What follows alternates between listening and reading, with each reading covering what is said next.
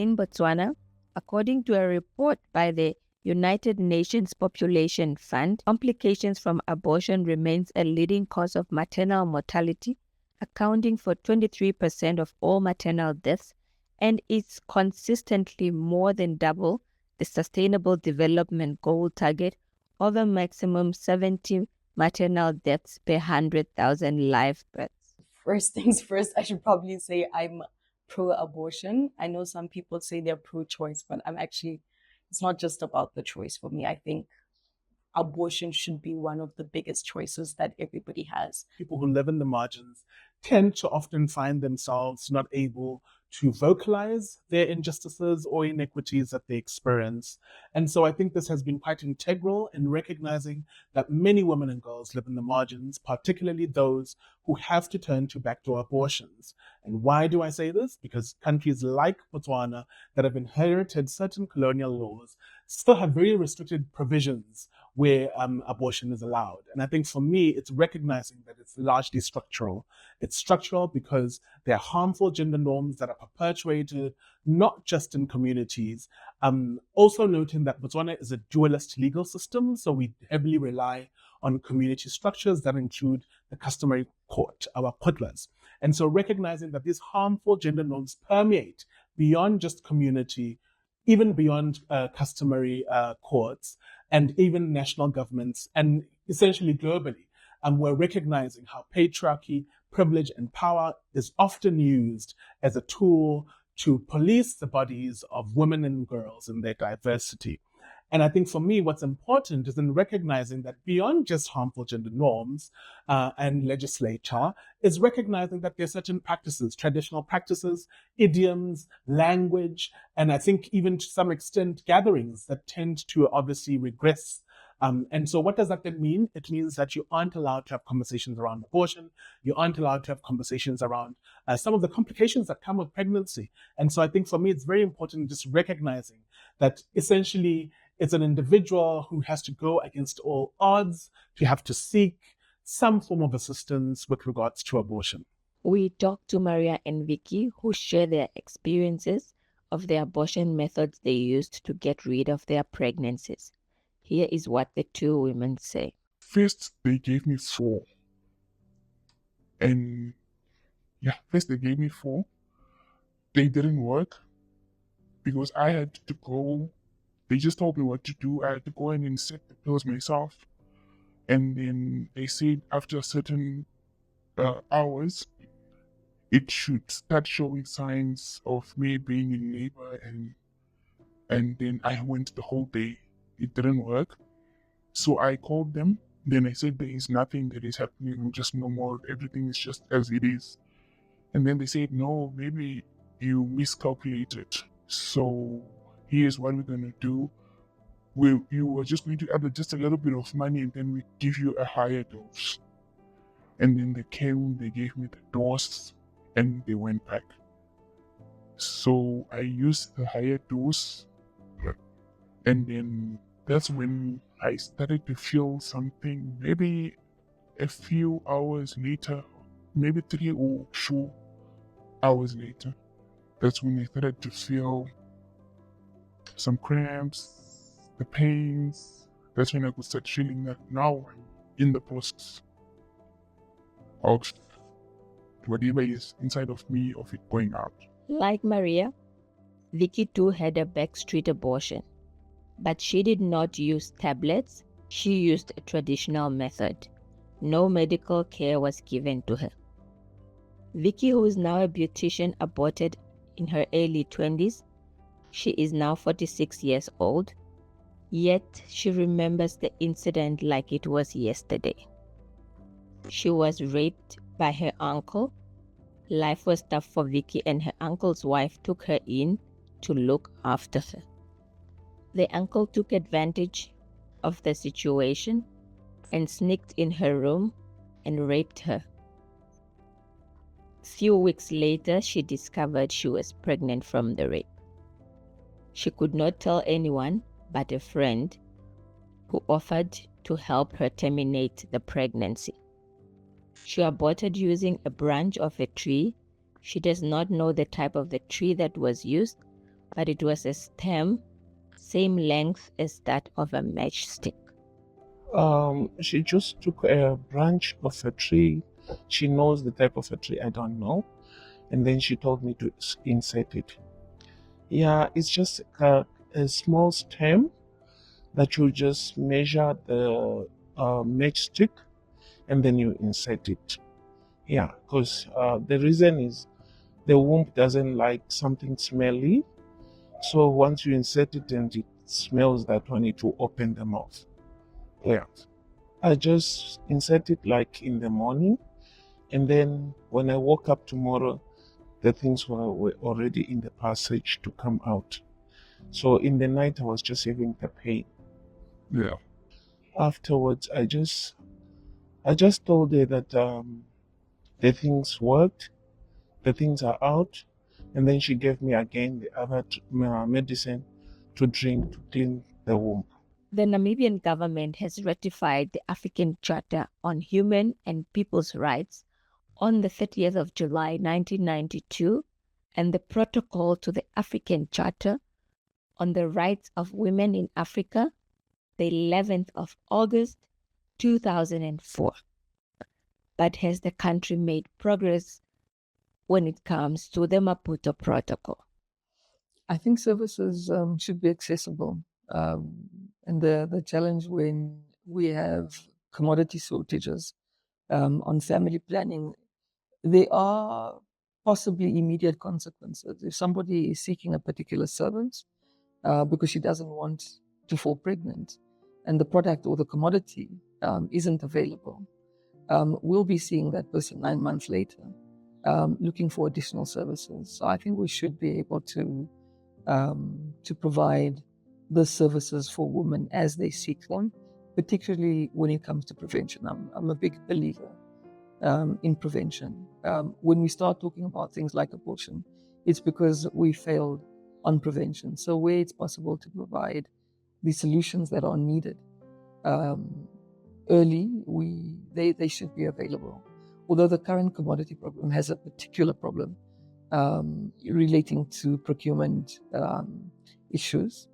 And what I do know is that state facilities generally are quite good at providing commodities, but in the last year, it hasn't been great because of a particular procurement-related issue.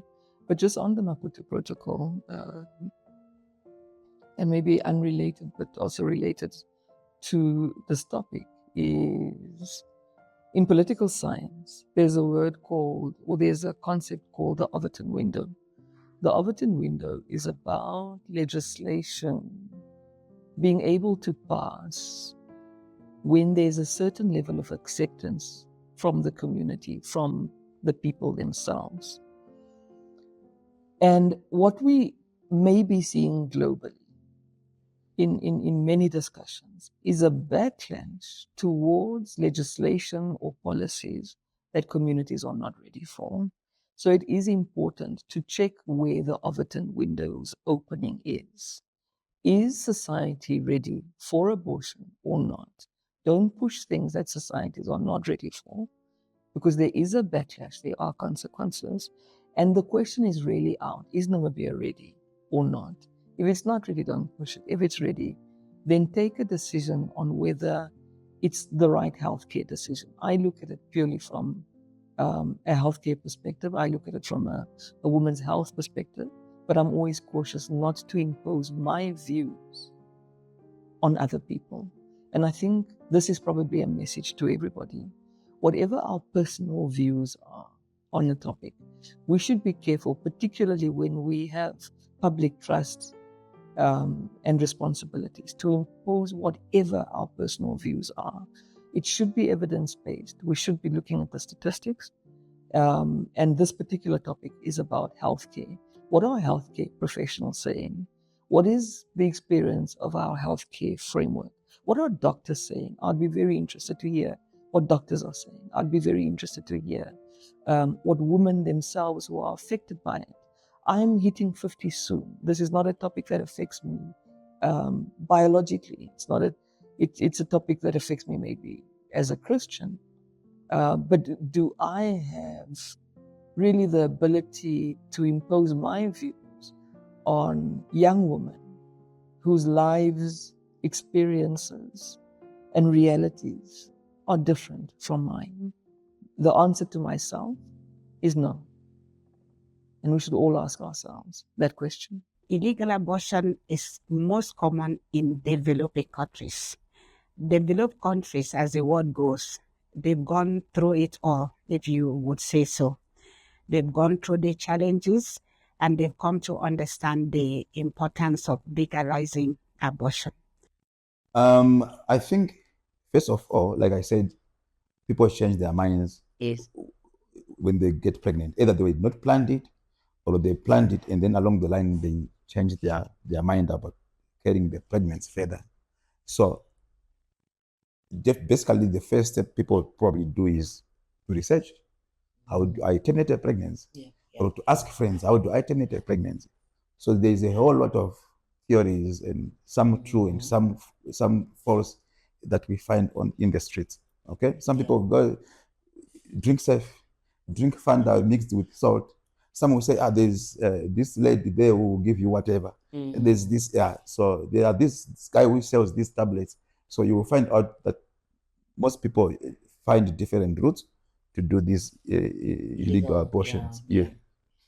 But when it comes to a clinician, a medical doctor, what are my views? I might say that I will stand both for and against, in a sense. You know, we deal with the society, and you can hardly have the entire society believe on the same thing. You will have those who are for and those who are against. When it comes to managing a young girl that has gone through illegal abortion with complications, you wouldn't want to lose a life. And at that point, you will be saying, why do they not legalize? Just so that people can obtain abortion in a safe environment from skilled providers. I'll probably give you two perspectives. Yeah. Okay. As a Christian perspective, I think it should be allowed. All right. As a doctor, I think this is personal to me. I think women should be given choices of what to do about their bodies, what to do with their pregnancies. Either way, whether we allow it or not, whether we legalize it or not, people will still find ways to do abortions. So, yes. For me, as a clinician, it's not my place to judge or condemn a young girl to death. So, restricting abortion is not always going to be the best, because while we are trying to save the life of the unborn child, we may actually be killing the mother. And a mother is not a mother for that pregnancy that she wants to abort now.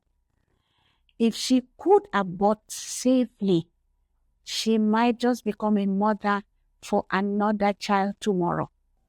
It wasn't very easy for me. I gave up a lot of things. I adopted certain behaviors. I started drinking. I started smoking. I started abusing drugs.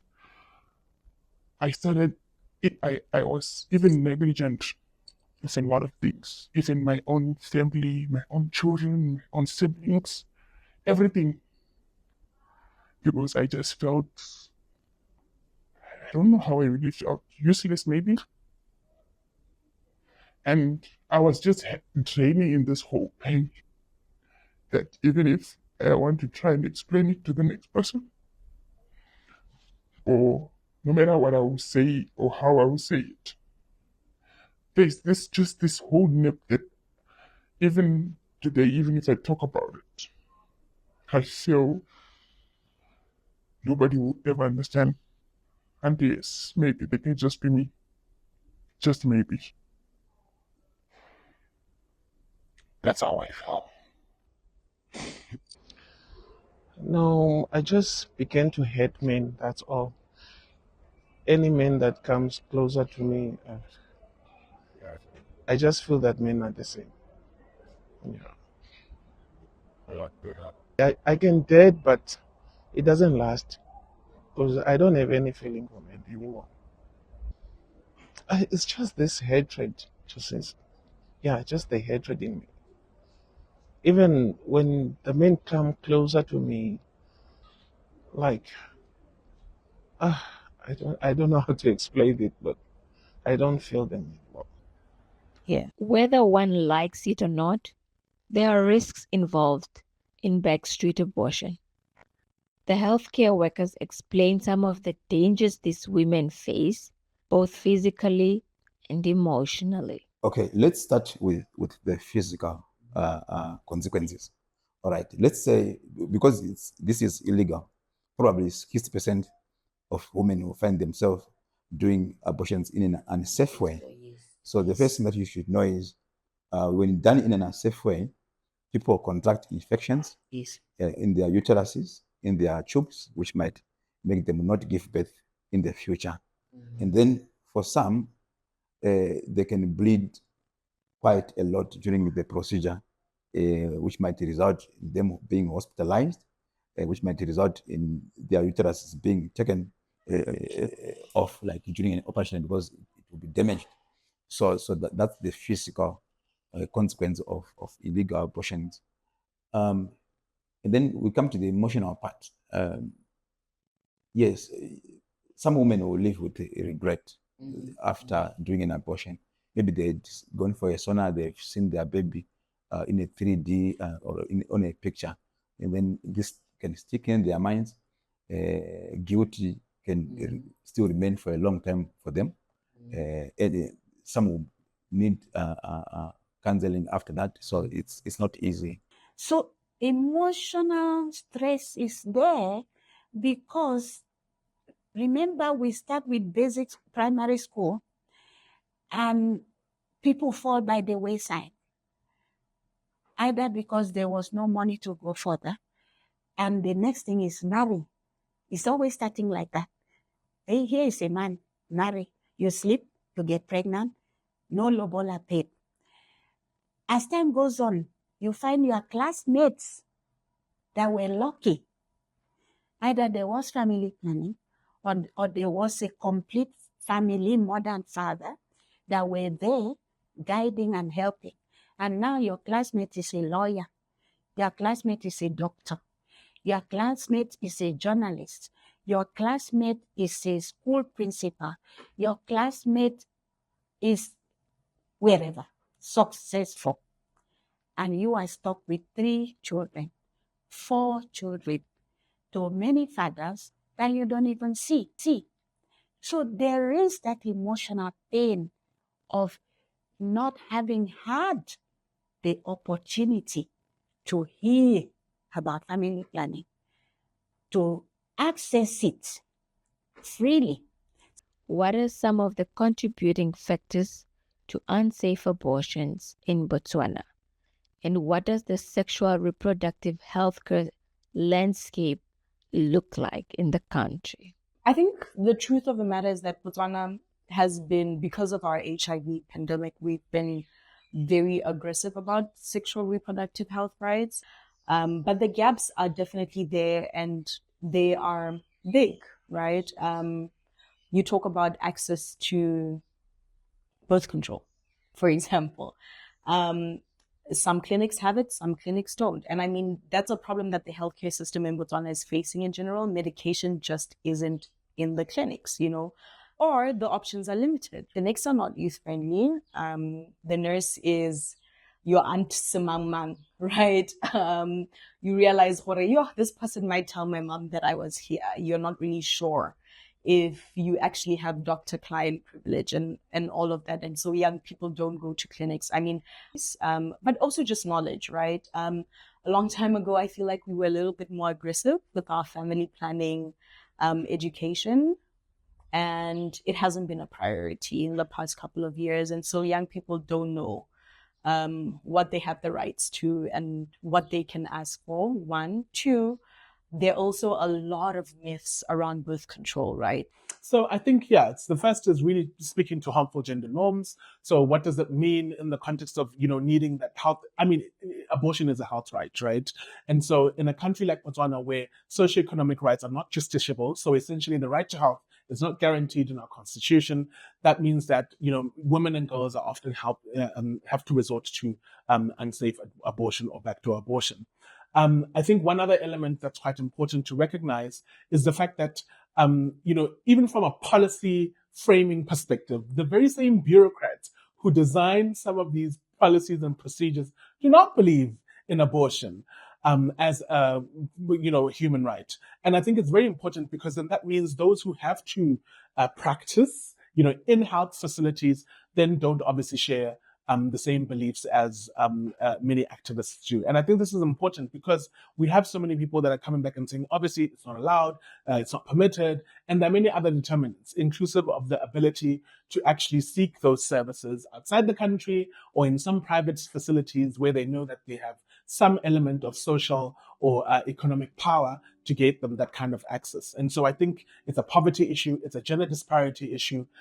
Even when we think about some of the other community structures, such as social workers, who know full well that this is one of the taboo issues that they'll never touch on, especially in instances where there is defilement, or especially in instances when it's allowable by law. It's still very, very difficult because there's so many elements that mask it. And I think the biggest underpinning factor of this is the stigma and discrimination that's attached to it.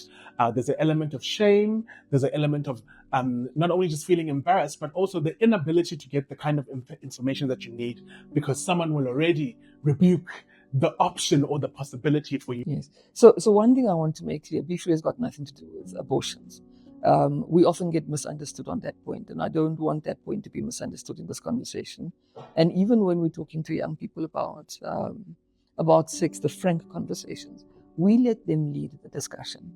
We listen to what they have to say, and then we give common sense guidance around just what I talked about now. Our fundamental point in Beefree, when we're talking to young people about sex, is the benefit of delaying a sexual debut for a young person. We do not believe that a young girl should be carrying a baby and books. We strongly believe it should only be books. We do not believe that adolescent boys should be fathers. We believe that their focus should be on their education. Parenthood for teenagers is not something that any of us should be promoting or encouraging.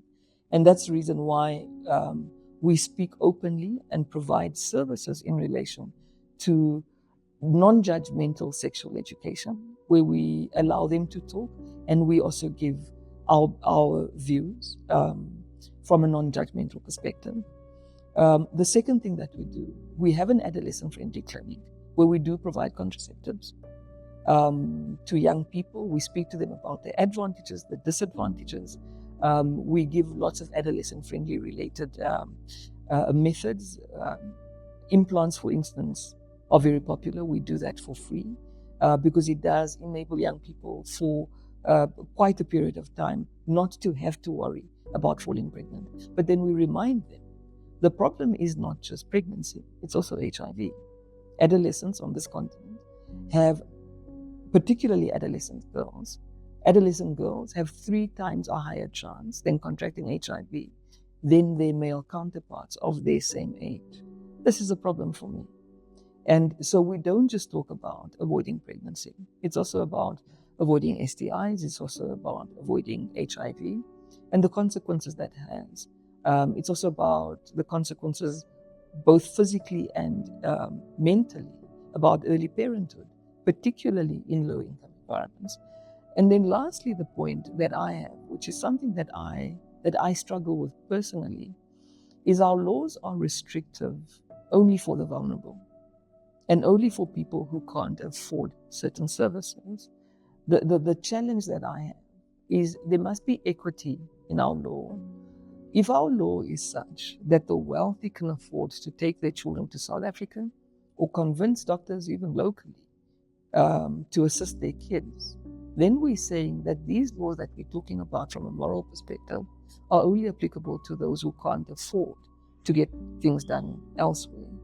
And this is what we warn young people, is that early parenthood it almost entrenches you in poverty cycles, because now you need to leave school, and your ability to go and become economically productive becomes reduced by the obligation to look after your child. And the statistics that are showing us, particularly in some regions, is that often when you have a baby early, by the time you're 21, the likelihood that you have a second baby is high. And I'm a big proponent of people having children when they want to have the children, and when they're ready for children. Parenthood isn't a decision that we should force anyone. So it's not only about the right to life, it's also about the value of life. I'd be an incredible hypocrite if I was to say to somebody to be interested in making sure that somebody has a baby, but I have no interest in the quality of life of that baby or assisting the person. So we must also really speak about the structures that we put in place to assist, particularly young people who go into early parenthood. We have a lot of discussions about all types of things, but I'm seeing very little services being provided to young people who are parents. And what other alternatives there are. I know that there's alternatives, for instance, for adoption, and to send children to children's homes. It's something I have deep concerns about. I don't believe any child should be in a state facility, in a state orphanage. That should be an absolute last resort. Children need to be loved, and they need to grow up in loving and caring families.